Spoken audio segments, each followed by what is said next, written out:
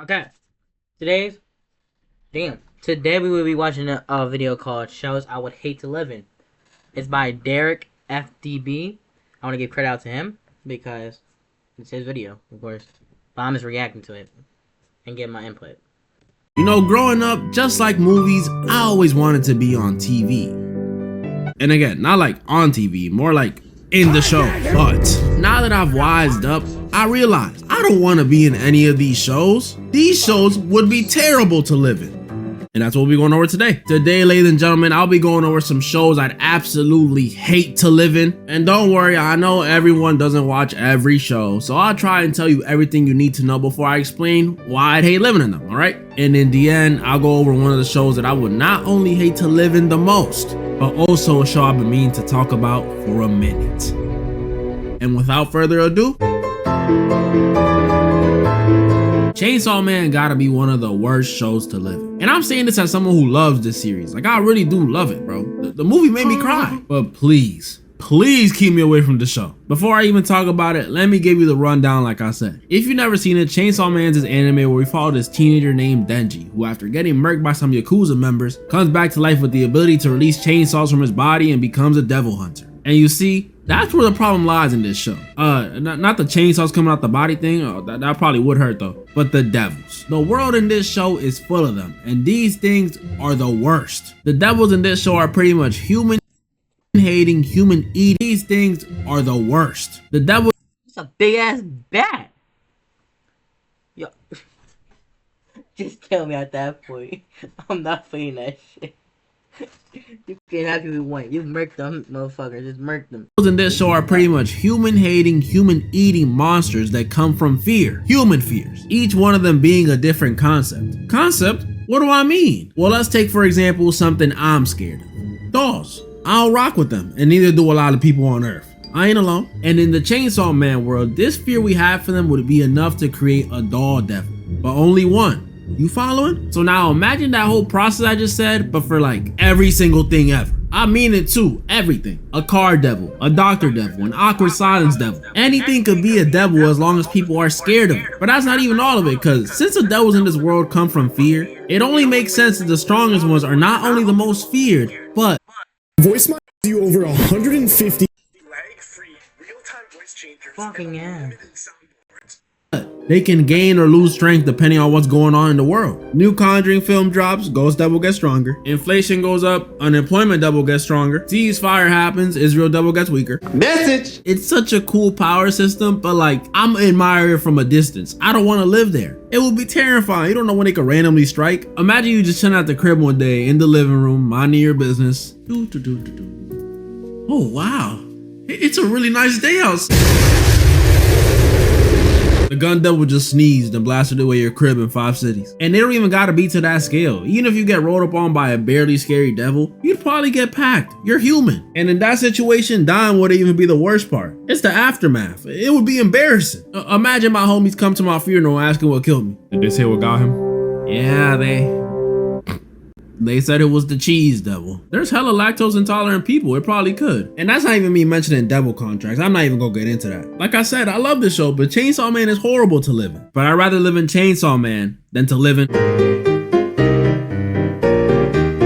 Some of y'all may know this show, some of y'all may not, but the ones that do know. For as vibrant and as colorful as this show may seem, it has a dark undertone. Like, this show is prison. This show is an indie animated show where we follow this group of people who are trapped in a video game, The Amazing Digital Circus. They put on these headsets one day, were transported into the game, and now they're stuck. So it's kind of like Sword Art Online, minus, you know, the weird brother and sister stuff. And I think the reason for this one is pretty straightforward, guys. Why would I ever want to be in this situation? Why? If I'm in here, I'd literally be trapped. Trapped as a goofy looking video game character, which by the way, can one of y'all draw me as one? I want to see what y'all think I'd look like. With no memory of my name, and forced to go on daily adventures by this lunatic AI that's running the circus. This junk is horrible. And that's not even all of it, because if, or should I say when, I eventually lose my mind in this world, I'll abstract, which is pretty much the equivalent of death. You become a giant digital monster and they pretty much toss you in the basement. Forever. This place is terrible, and that's just episode 1 stuff. When you combine that with the stuff we learned in the latest episode, man, this place is purgatory. Only bright side about this place is the people you're stuck with are pretty chill. Like hanging out with Kinger or Zubul would be dope. And there might be a way to get out. I know after the latest episode it's not looking like it, but I still believe. Unless it's like that one Black Mirror episode where instead of being a real person trapped, you're actually a copy of someone real,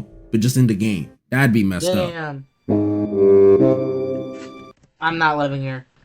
No. No. You could not give me a man fucking money. This motherfucker fears off your dreams. He feeds on fear. There's no way I'm getting past that. What the fuck, you gonna be rich? Richie? No, you're dying. You're dying. I'm sorry. You're dying.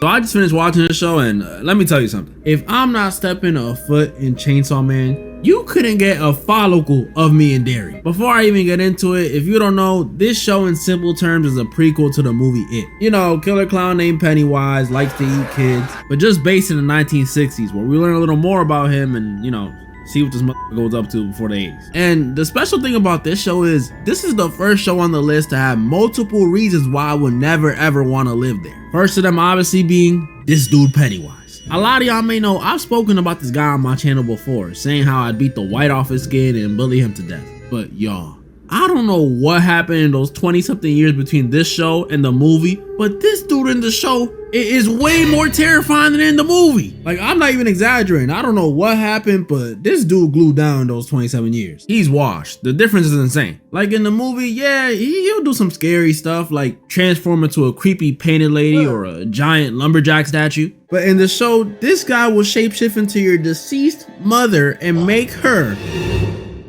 give birth to you again. Oh, what the y'all see what I mean? This dude in the show is different. Stuff got so scary for the kids in this show that these kids started popping pills to avoid being scared for. This is my fucking goat right here. This is the fucking goat. This is the fucking goat. If anybody says anything different, they're fucking lying. He was top shot to me. Top shot.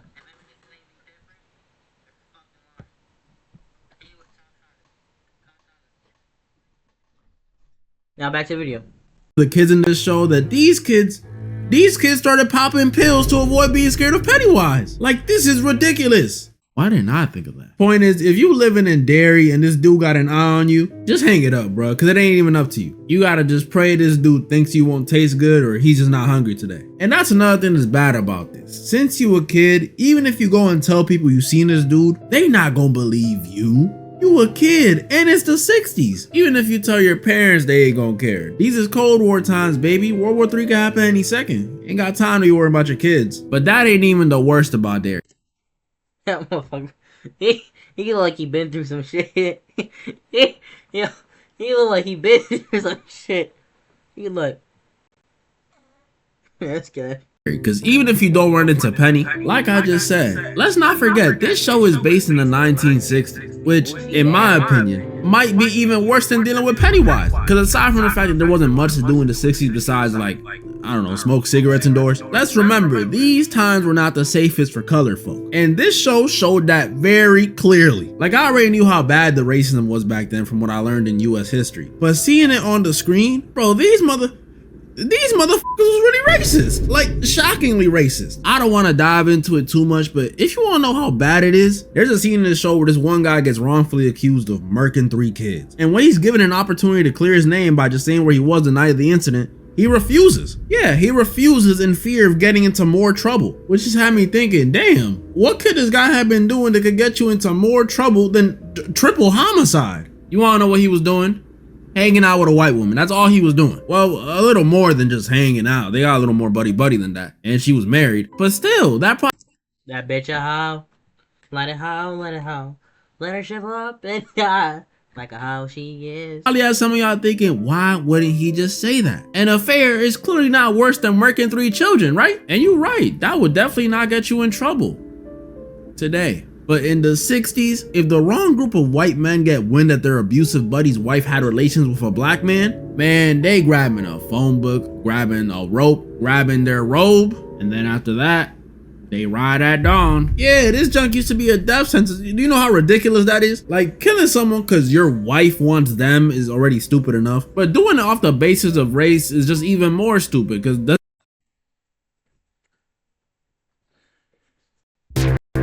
Eve to me is basically freedom. It's a giant open universe where you can. does that mean if it was a white dude sleeping with his wife, he would have just been cool with it? Ah, go ahead, honey. F him all you want. Yeah, keep me out of dairy. This place is the worst, bro. The crazy part is there's even more messed up racist stuff that happens later in the show, but I don't want to spoil. So when you combo that with freaking Pennywise, yeah, this is gonna be horrible. I'm still whooping the movie version of him though. Don't get it twisted. But the show version, if he had my friend Hodges like he had that one dude in the first movie and I told him to give him back and he told me, no. Yeah, keep him, bro. I'll make new friends. It's good. And now for the show that Nah, you can't do that. You can't do that one. You can't. Nah, if he has the day one homie, I'm sorry. Knuckle up. We gotta knuckle up. There's no other opinion here. You're not gonna fuck up with me. Or I'm beating the shit out of you for life. I've been wanting to talk about for a minute. No need to introduce this one. Everyone knows this show, Stranger Things. Now look, I really like this show, but as much as I like it, as much as it's been beloved for years, and I mean years, this chunk has been out since I was in 8th grade. You know how insane that is? I went from being pretty much the same age as these kids to now I'm freaking 6 years older than them. That's crazy. As much as I like it, if I had a choice, I'm not living in Hawkins, Indiana. I'm not. From season 1 through season 5, this place has been the epicenter of so many problems, it's not even funny. Season 1, you got a Demogorgon, which is pretty much a monster running around trying to eat you. Season 2, you don't have a Demogorgon, but you got demo dogs trying to eat you. Season 3, you got the Mind Flayer, town folk possessed by the Mind Flayer, and Russians after you. Season 4, you got Vecna, who's pretty much the one running the whole operation, going after you. And then season 5 is just season 4, but he's stronger now, and everyone got 25% cornier. This is horrible. And the main cast is the ones that had to deal with all of it. And I'll be honest, if I'm in their shoes, I don't think I'm making it. Not as a main character. Whether it be death or me running away, I wouldn't last long. Matter of fact, I'll go down every season and I'll tell you every moment I would have called it if I even made it there. Season 1. The second me and the gang find out Will is missing and find his little girl near where he went missing and she got superpowers, yeah, deuces. Peace out. Unless it's me getting those powers, peace. Season 2, Will start doing that hallucinating neck touching stuff in front of me. That's the moment I look at that motherfucker. I say, do I really want to be here? Is he really my homie like that? Are we going to survive? Probably not. But you know what? They going down together. Cause I'm gonna make sure when that happens. Fuck up my face. I'm out. Especially if I ever see him cough up a slug.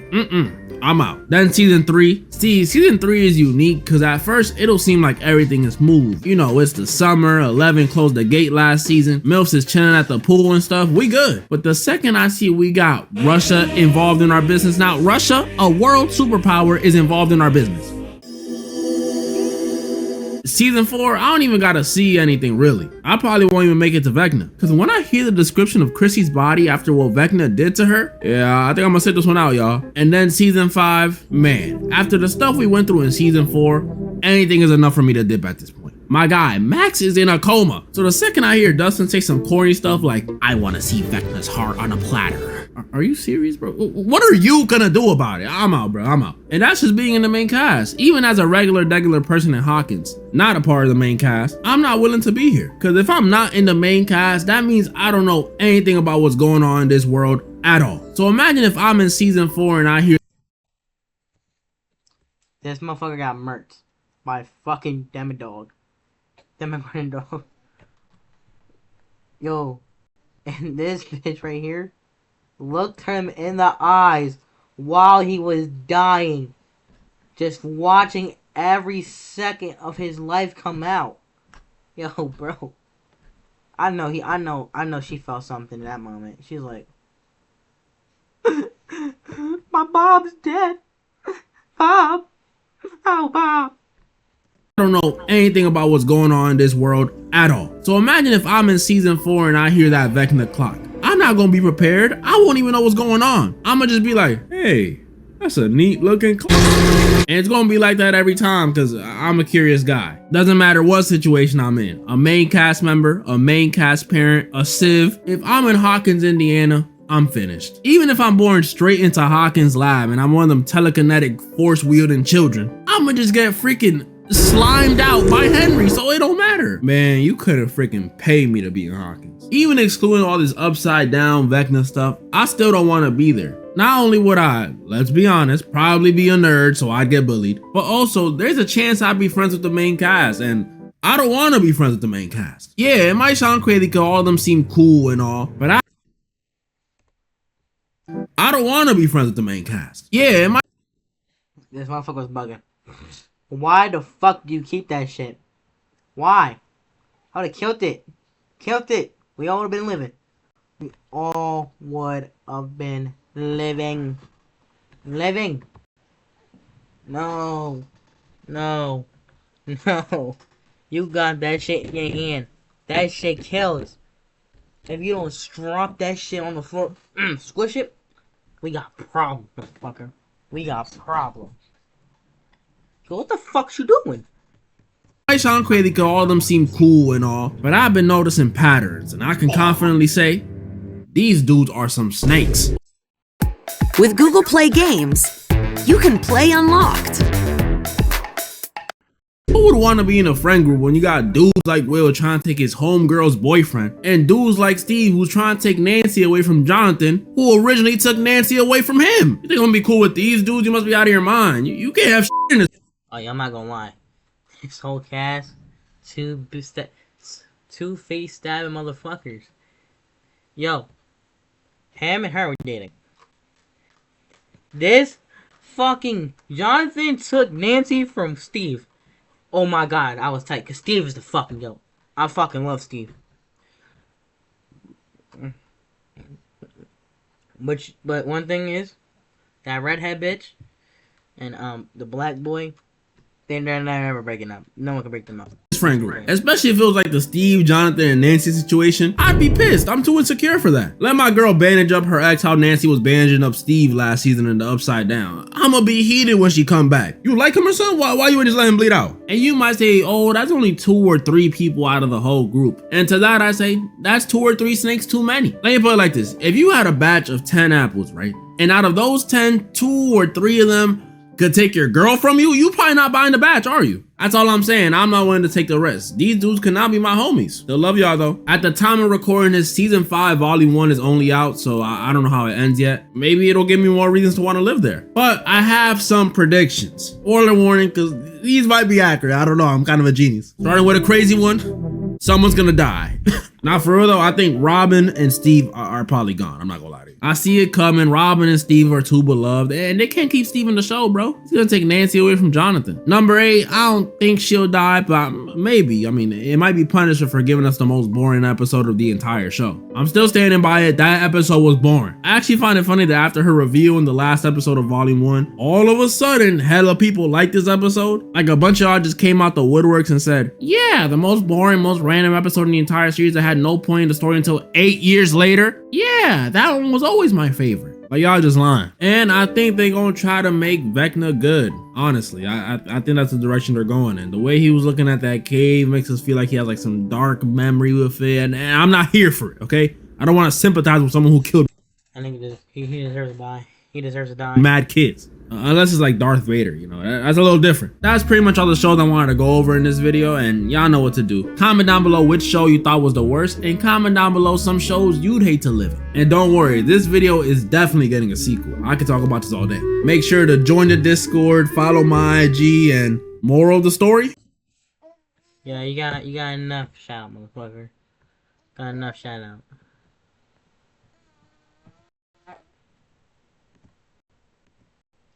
Look at your profile.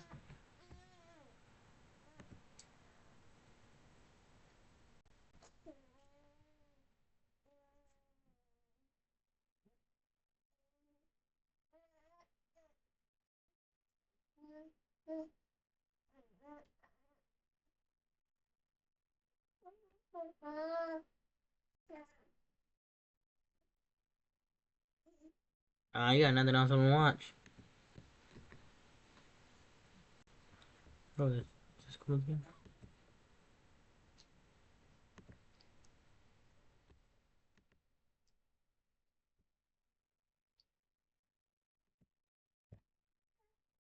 Whoa.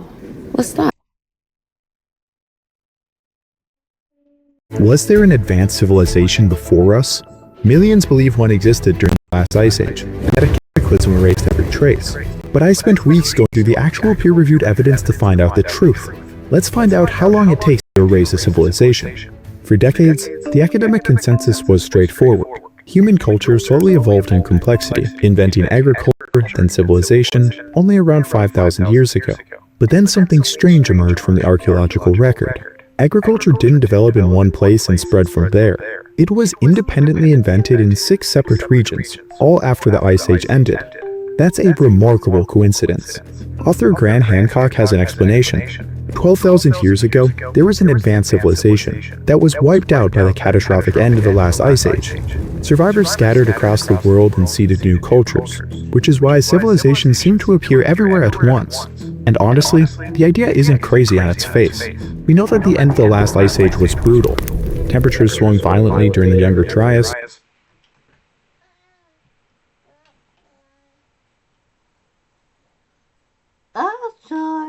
Now, if you live back then, you were fucking freezing, bro.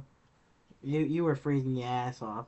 And when it ended, I kind of wish I was there though, cause I kind of want to see how cold it got. What was the environment like? sea levels rose by hundreds of feet, swallowing coastlines whole. So when skeptics ask, where's the evidence? Hancock and his supporters have an answer ready. The Earth ate it. The rising sea levels covered up coastal settlements while comet impacts caused global destruction. Villages were abandoned while advanced technology slowly corroded into dust. Randall Carlson, another prominent proponent, said that if a cataclysm happened to our society, after 10,000 years, only Mount Rushmore and the pyramids would be left. And if that's true for us, there would be nothing left of a civilization that thrived all the way back to... I'm going to the pyramids. I'm going inside, and I'm dying inside the pyramid. Like a fucking mummy.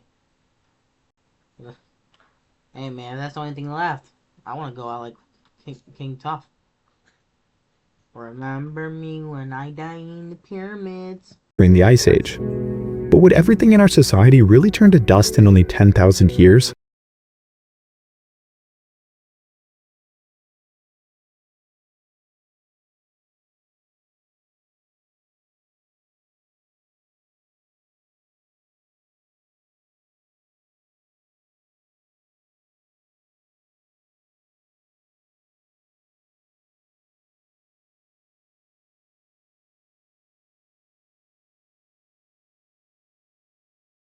Other objects such as a solid anvil or engine block might still be around.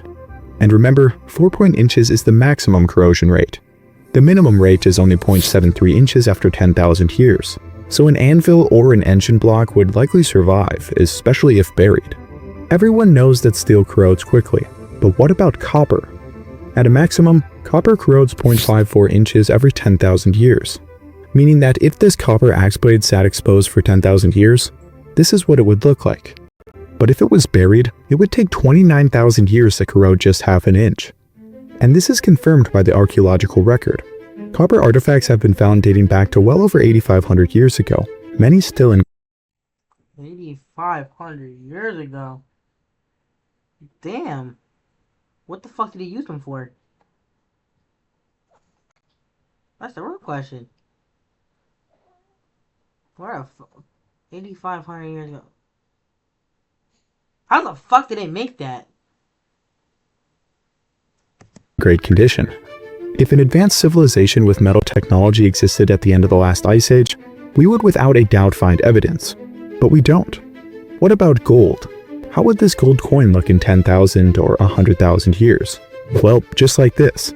Pure gold does not corrode whatsoever.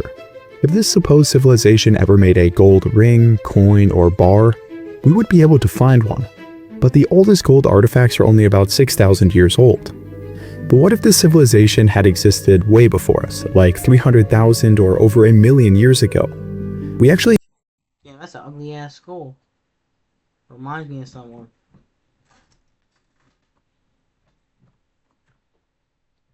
Come on. Come here.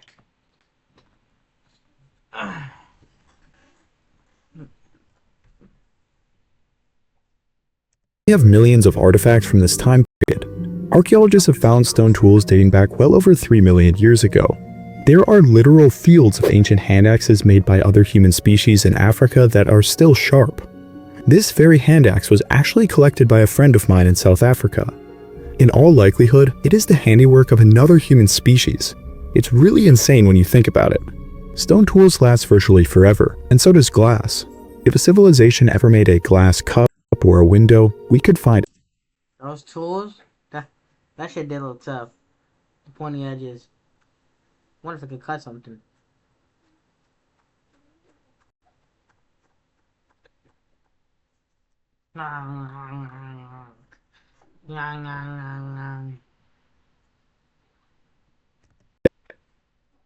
evidence. But ceramics are a different story. Believe it or not, there is evidence of ceramics dating back to 30,000 years ago. At the site of Dolní Věstonice in Czechia, archaeologists have discovered small ceramic figurines that were superheated in furnaces. They are associated with the Gravettian culture, a people that made stone tools, lived in temporary huts, and hunted megafauna. And if some random figurines made by Stone Age hunters can survive 30,000 years, so could evidence of an advanced civilization. But that's just not the case. Ceramic technology was never used for anything useful by the Gravettians, and they eventually abandoned the practice. It would take thousands of years for humans to rediscover ceramics first in China and gradually throughout the rest of the world. And none of this evidence suggests the existence of a civilization. What's more is that Randall's argument completely falls apart when we look at other forms of evidence. We have dozens of entire perfectly preserved Ice Age animals that have remained frozen for over 30,000 years. Damn. You told Mom to send her prescription to Amazon Pharmacy. She didn't. Now you're stuck behind this guy, as he uses the pharmacy line to purchase half the store, including a ceramic dolphin figurine. These spears right here have survived 300,000 years in a German lake bed because they were in a low-oxygen environment. The Earth ate it argument collapses under scrutiny, and honestly it is the main reason I don't believe the ancient civilization narrative. I have personally found copper artifacts dating back over 5,000 years from the old copper culture of North America. Furthermore, the lead pollution from the old copper culture is detectable in lake sediment cores, and elsewhere where ice cores have proven that there is no evidence of metallurgy during the last glacial period. If there was a lost civilization, it wasn't using metal or creating anything on par with even Bronze Age societies. We would find not only their gold, copper, ceramics, but also the stone for their houses. Civilizations are inherently messy. They have trash heaps, abandoned buildings, graves, roads, and we can't point to any of that before the Ice Age. But what about Göbekli Tepe?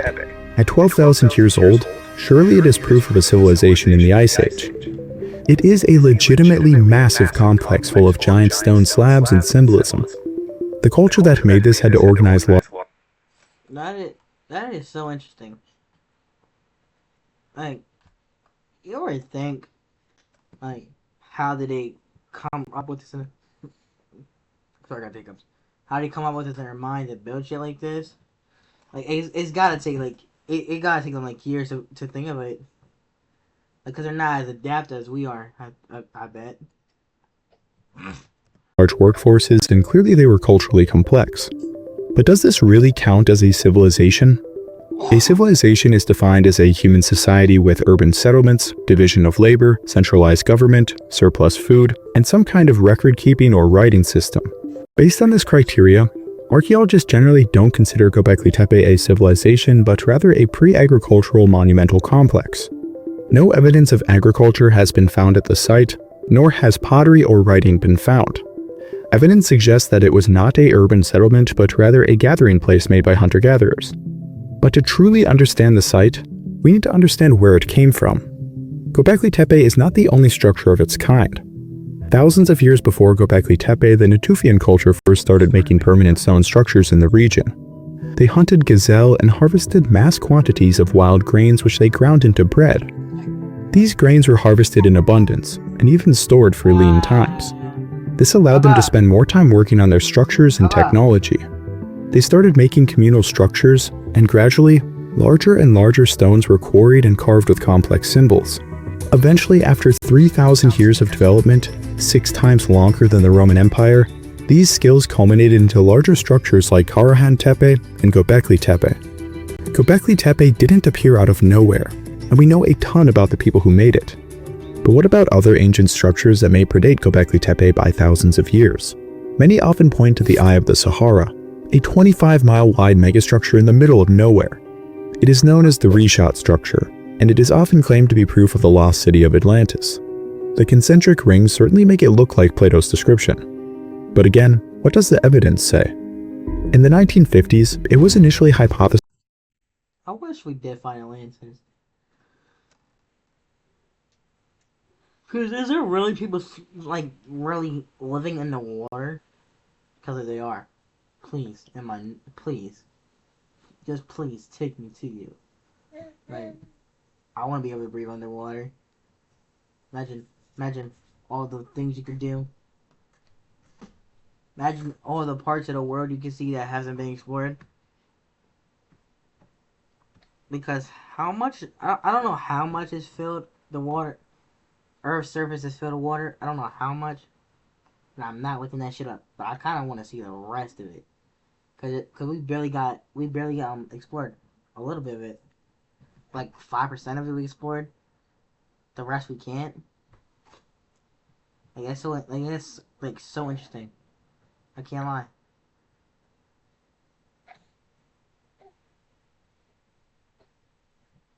To have been an impact crater from a meteor.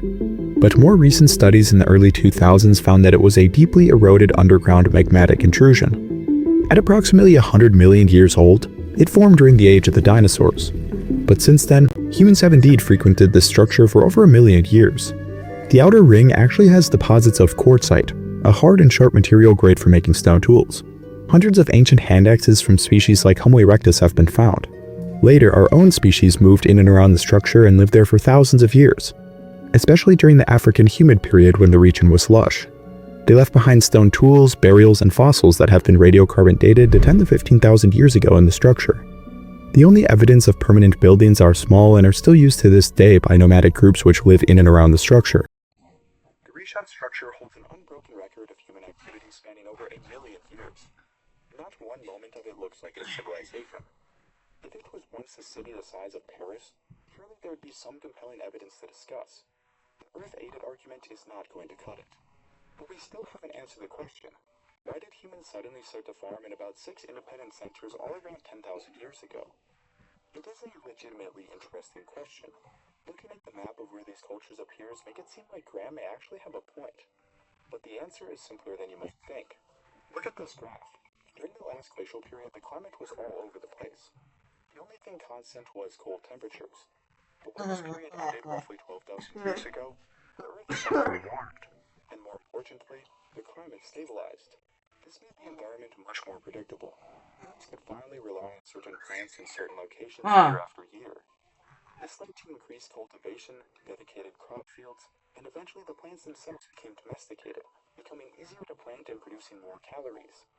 The reason that this transition occurred in 60 centuries is because the entire world became warmer and more predictable. Human progress has exploded ever since. I'm not convinced that there is evidence for a lost civilization. If you are, tell me in the comment section and I'll look into it. As of now, the evidence supports that humans were able to figure out agriculture all around the world independently. Just like chimps didn't need anyone to teach them how to use stone tools over 4,300 years ago. And some have even started flint knapping. So are chimps entering their own Stone Age? Watch this next to learn more. Well,